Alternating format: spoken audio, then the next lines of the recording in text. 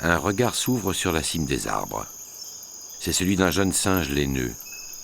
Appartenant à une espèce dotée de moins d'aptitudes acrobatiques que, par exemple, le capucin ou le singe écureuil, sa mère se déplace avec prudence. Elle se montre cependant capable, s'il le faut, de descendre d'un arbre en marchant sur le tronc, la tête en bas.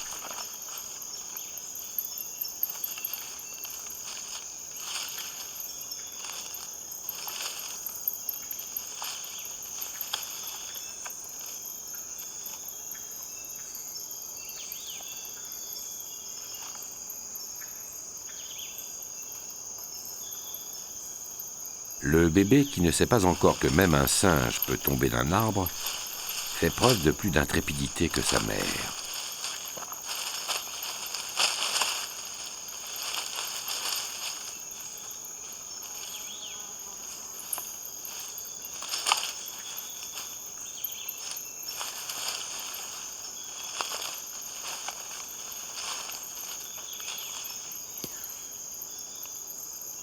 Un singe laineux femelle n'atteint qu'à 7 ou 8 ans l'âge de procréer.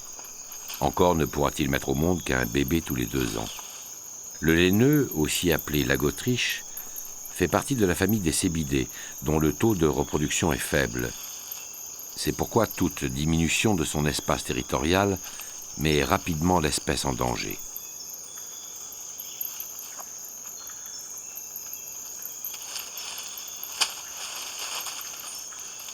La mère et l'enfant se retrouvent sur les branches qui leur sont coutumières, celles de la canopée et celles de la strate moyenne des arbres. Les 2 animaux se sont temporairement isolés de leur groupe qui compte une quinzaine d'individus.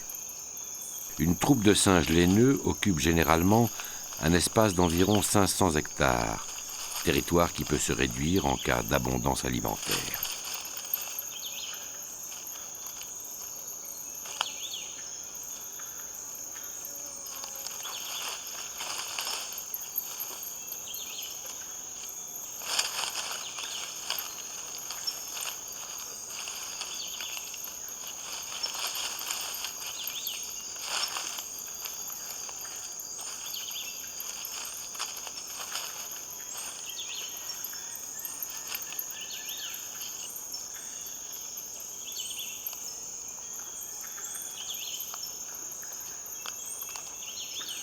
Les feuillages n'entrent que pour 20% dans le régime du singe laineux. Le reste de son alimentation est constitué de graines et de fruits.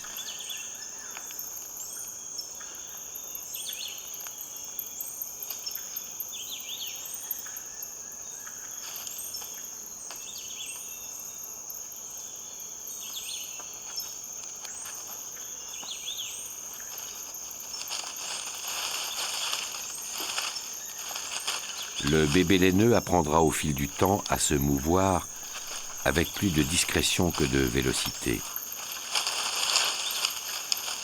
Il lui faudra se faire oublier des hommes en armes qui déambulent dans la forêt et qui préfèrent le goût de sa chair à celui de toute autre viande de singe.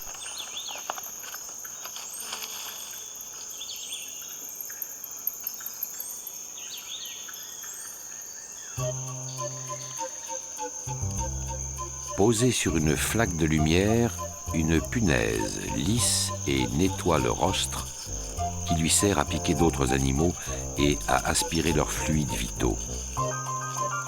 Puis elle passe à ses antennes qu'elle semble affûter entre ses pattes. Caille, la mante brune, se réjouit de voir arriver sous ses yeux un repas qui se transforme vite quand la punaise rencontre une autre punaise en un double festin.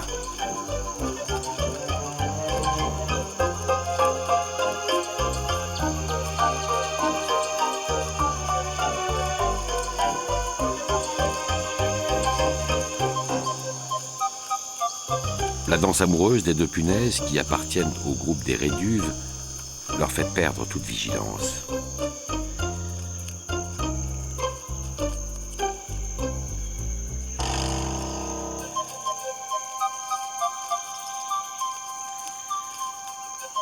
Chacun des 2 insectes revient bientôt à sa toilette méticuleuse sous le regard de Caille qui ne bouge pas, plus qu'une brindille ne vibre au vent.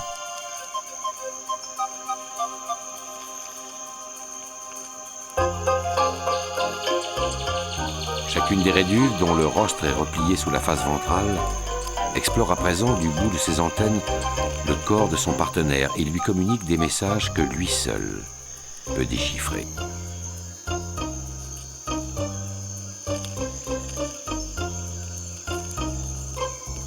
Figé, Kai attend le moment propice à l'assaut.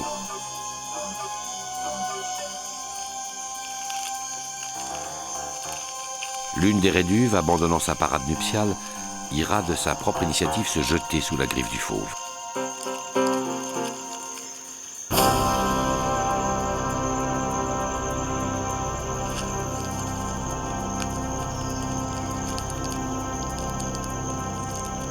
L'amante aurait tort cependant de se réjouir trop vite. Kai ignorait que la réduve pouvait se défendre en sécrétant une substance toxique. Remis sur pied, le repas s'échappe à toutes jambes. Kai ne s'y laissera pas reprendre. C'est alors qu'elle aperçoit près d'elle un moucheron, maigre proie qu'elle aurait négligé en temps normal.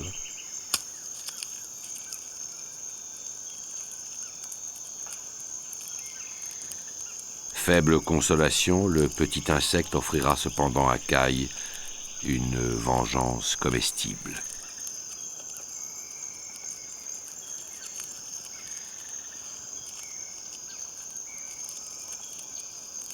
L'amante maintient sa proie entre ses pattes avant, que l'on appelle pattes ravisseuses. Son appareil buccal se met alors en marche, véritable machine à broyer. Chaque morceau du moucheron sera déchiqueté et réduit en particules dont le diamètre n'excédera pas celui de l'œsophage.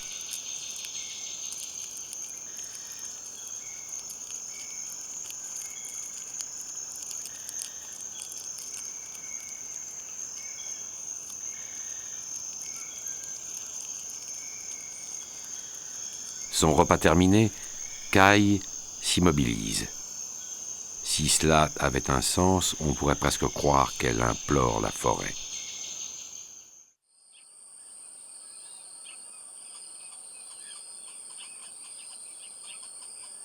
C'est la règle de la forêt. Chacun y forme un maillon de la chaîne alimentaire. Nul ne choisit sa place. Seuls les félins sont parvenus au sommet de cette hiérarchie des appétits. Et parmi eux, celui que l'évolution a imposé comme le plus puissant est le jaguar.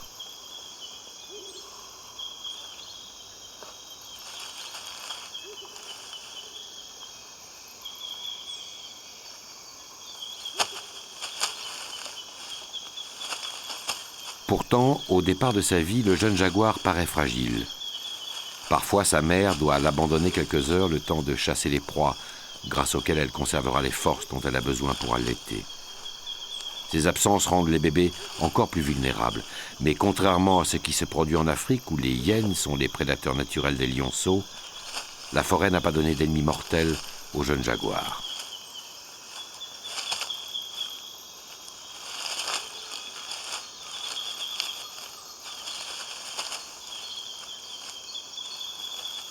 Kaloa, qui les a portés 101 jours, veillera encore sur Kim et Balam, ses enfants, pendant 18 mois. D'ici là, ils demeureront dans sa dépendance et formeront avec elle une famille.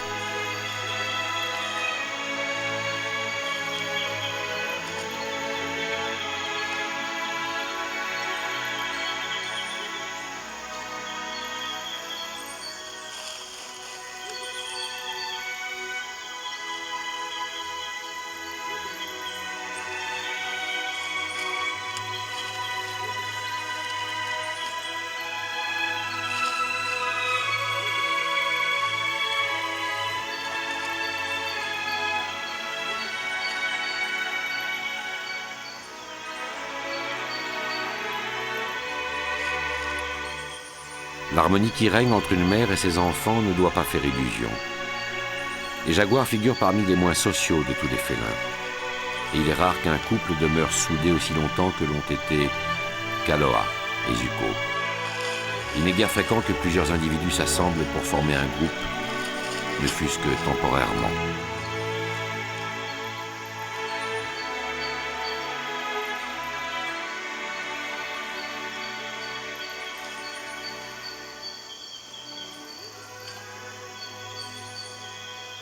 Dans quelques mois, Balaam et Kim quitteront Kaloa pour mener la vie indépendante à laquelle la nature a voué leur espèce.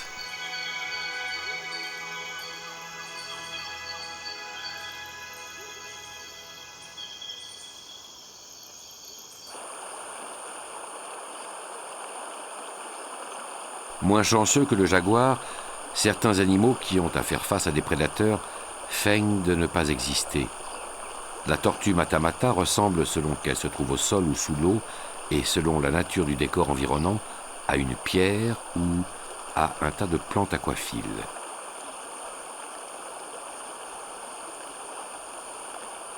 Son cou est si long qu'elle ne peut pas le rétracter sous la carapace. Elle est obligée, quand elle se repose, de le replier latéralement. Sous sa bouche, largement fendue d'un sourire permanent, pendent de petits appendices de chair. Sous l'eau, ils peuvent passer pour des vers qui appâteront les poissons dont elle se nourrit.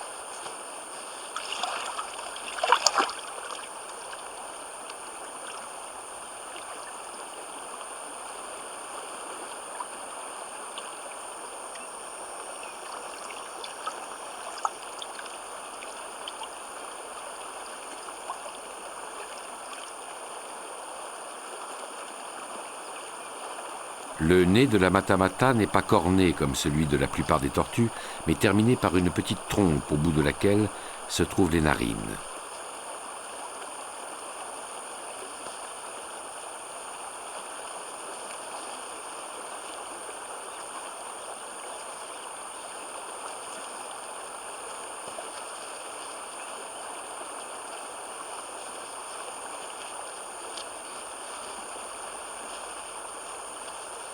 Quand vient le soir, la tortue matamata devient plus active que pendant la journée. Elle s'enfonce dans les eaux peu profondes des rivières ou des marais et se met à l'affût. Il lui suffira de se tenir immobile et d'attendre qu'un poisson se laisse attirer par ses leurres. Elle ouvrira alors sa large bouche, provoquant ainsi un effet de tourbillon. La proie se laissera aspirer sans avoir eu le temps de réagir.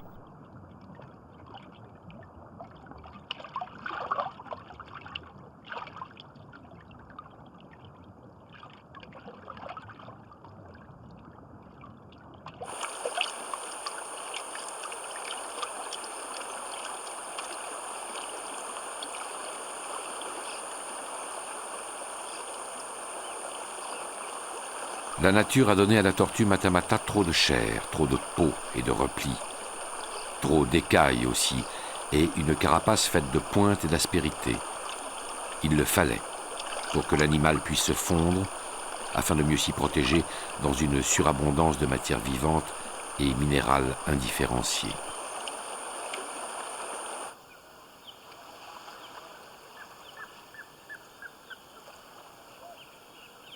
Toute matière, en fin de compte, finit par mêler ses atomes à ceux de la terre vivante. Hier, sur cette plage que fréquentent les tortues matamata, un caïman est venu mourir, et sa cuirasse, qui semblait faite pour défier le temps, apparaîtra bientôt comme un bien fragile bouclier.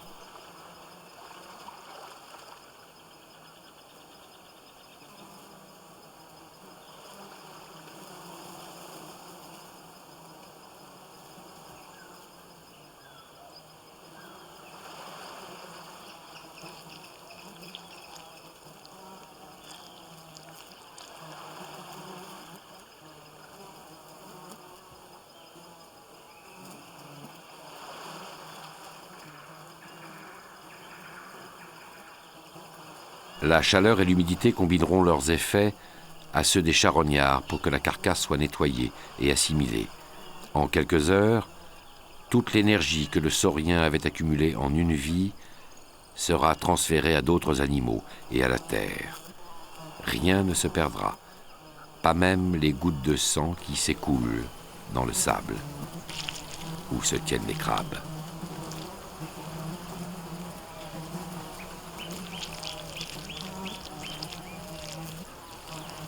Le corps du caïman devient à lui seul un écosystème provisoire. Les insectes viennent d'abord explorer les replis de sa peau et de sa chair. Le sang qui fermente à la narine les nourrit et les abreuve. Les mouches y plongent leurs trompes. minuscules pachydermes assemblés au point d'eau.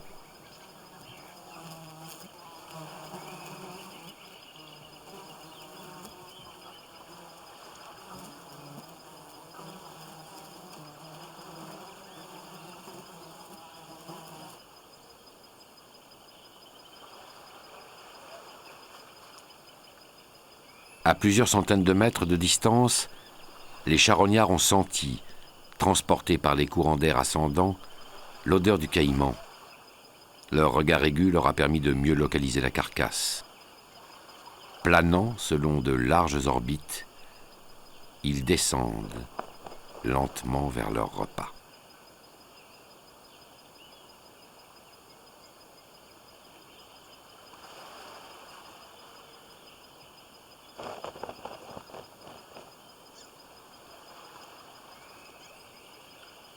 Les vautours prennent leur temps. Ils aiment leur nourriture bien faisandée, et le soleil qui frappe la plage, si fort à cette heure-là, ne fera qu'en améliorer le goût. De plus, contrairement à leurs cousins africains, ils n'ont pas à craindre l'arrivée d'un charognard concurrent et plus puissant qu'eux. La hyène n'a pas d'équivalent dans la forêt sud-américaine. Même si quelques insectes se sont déjà servis, les vautours savent qu'il leur incombera de nettoyer la carcasse.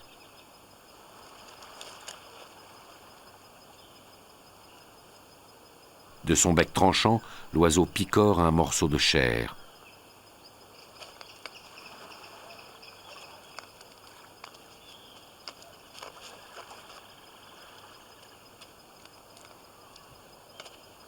Perplexe et comme déçu, le vautour ne semble pas trouver la viande à son goût. La carcasse est encore trop fraîche.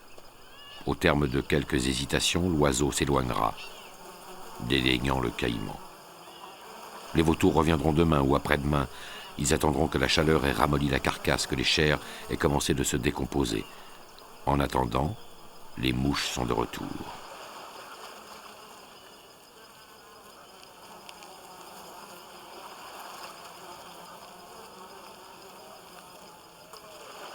Au bout de quelques heures, la carcasse grouille de vie. Et comme dans un écosystème dont elle serait le modèle réduit, une deuxième génération d'animaux succède déjà à la première. Ces larves se nourriront du caïman. Certaines d'entre elles deviendront des mouches que des oiseaux goberont. Les mêmes molécules qui composaient le corps du seigneur des eaux se retrouveront dans les cellules de quelques migrateurs majestueux croisant dans les nuages.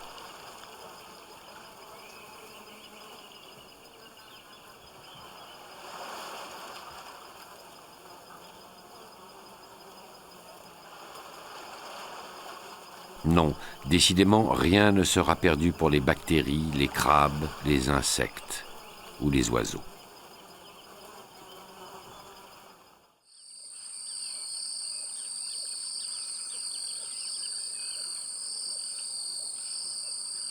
Depuis plusieurs semaines déjà, le niveau du fleuve a baissé. L'eau se retire peu à peu des forêts submergées et les rivières se retrouvent plus encaissées qu'avant.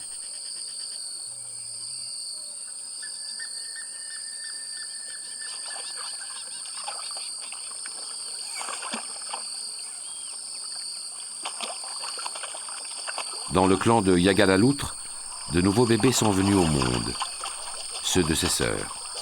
Ils connaissent déjà le langage complexe par lequel les loutres géantes d'Amazonie communiquent entre elles, un ensemble infiniment varié de cris, couinements ou piaillements.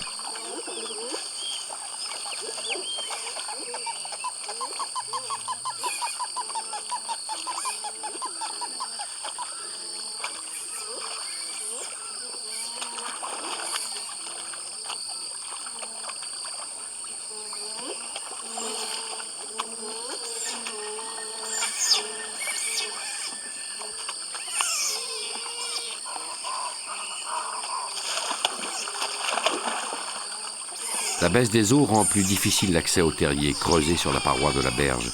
Il faut déployer plus d'efforts qu'à la saison des pluies et éviter de glisser si l'on veut se hisser assez haut pour y parvenir.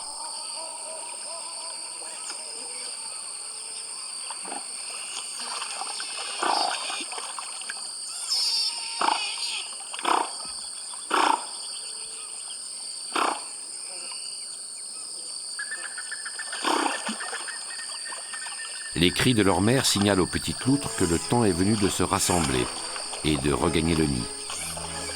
Mais les bébés n'y parviendront pas sans l'aide des adultes.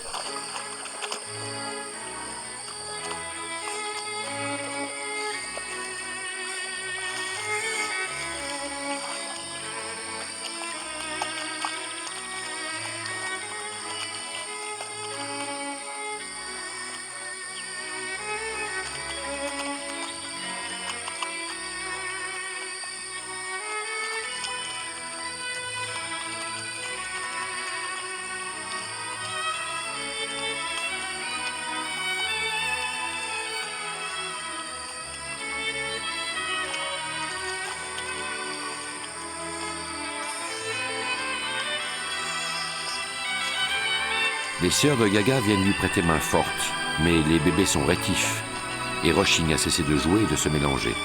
Il faudra bien pourtant que chaque loutre finisse par retrouver ses enfants. Le problème est qu'à peine l'un d'eux est-il rentré au nid, qu'un autre en sort. Le désordre est extrême, le clan des loutres est sens dessus-dessous.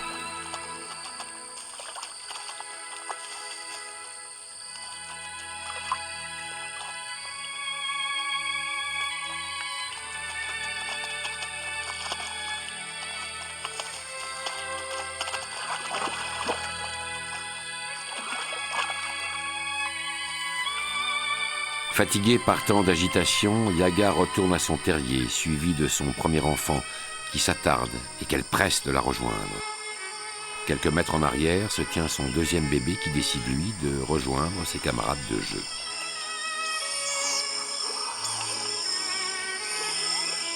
Le premier bébé peine à escalader la pente boueuse en haut de laquelle l'attend Yaga.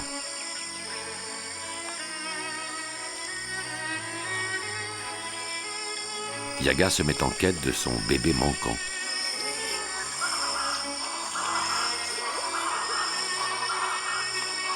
L'autre profite aussitôt de cet instant de diversion pour reprendre sa liberté.